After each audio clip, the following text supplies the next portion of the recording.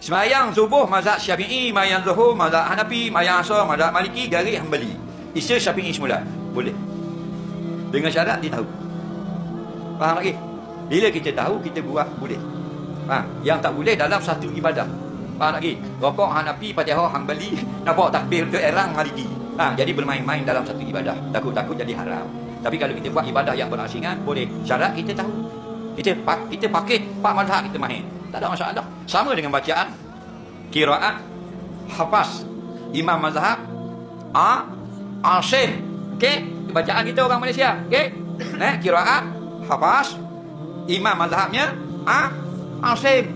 Ada Ibnu Katsir, ada Qambul, ada Duri, ada Qalun, ada Ibnu Amir, ada Waras. Dah. Semua kita boleh baca. Contoh kita sembahyang subuh jadi imam, kita baca Ibnu Katsir. Kita jadi zuhur, sembahyang zuhur kita baca Qalun.